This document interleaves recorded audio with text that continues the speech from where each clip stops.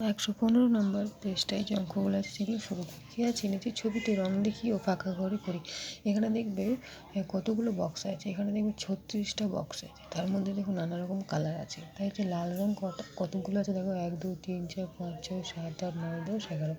লাল রং আছে 11/36, সবুজ রং আছে 7/36। রং দেওয়া হয়নি, মানে দেখো অন্য রং দিলাম, মানে অন্য রং বলতে আমি নিজের ইচ্ছে মতো যে খুশি রং দিলাম। তাই তিনটে অংশে যে খুশি রং দিয়েছি, তাই 3/36 করেছি। তারপর এই যে রং দেওয়ার পরে যে রং দেওয়া হয়নি সেখানে হচ্ছে 9টা ঘর খালি আছে, তাই 9/36 হয়েছে। এবার বলেছে যে বেগুনি রং আছে, বেগুনি রং কটা আছে, 6টা আছে, তাই 6/36। অন্য রং আছে 3/3 দেখো, আমি তো অন্য রং নিজের ইচ্ছে মতো 3টে করে রং দিয়েছি, তাই 3/36 করেছি। এবার বলেছে যে ছবিতে লাল রঙের অংশ আর আছে বক্স আছে যে সবুজ রঙের অংশ, তাহলে গ্রেটার দেনের চিহ্ন বা লেস দেনের চিহ্ন। তাহলে লাল রঙের অংশ বেশি আছে 11/36, তাহলে কী হবে 11/36, 11/36 গ্রেটার দেনের চিহ্ন, মানে খোলা মুখটা এদিকে হবে।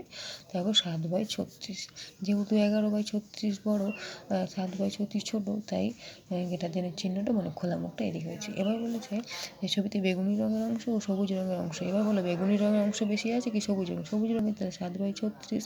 তাহলে এখানে দেখো 7/36, গ্রেটার দেনের চিহ্ন 6/36। এবার দেখো ছবিতে আমার দেওয়া রঙের অংশ, মানে দেওয়ার অংশ হচ্ছে সবুজ রঙের অংশ। আমার দেওয়া অংশ রং ছিল 3/36, ঠিক আছে, কিন্তু সবুজ রং ছিল 7/36। তাহলে 7/36 গ্রেটার দেনের চিহ্ন 3/36, ঠিক আছে। ছবিতে রং দেওয়া হয়নি, দেখো ছবিতে রং দেওয়া হয় 9/36 অংশে রং দেওয়া, তাহলে 9/36 গ্রেটার দেন হবে। এখানে সবুজ রং করে 7/36 ছিল, সবুজ রং ছিল 7/36 ছিল, সবুজ ছিল 7/36।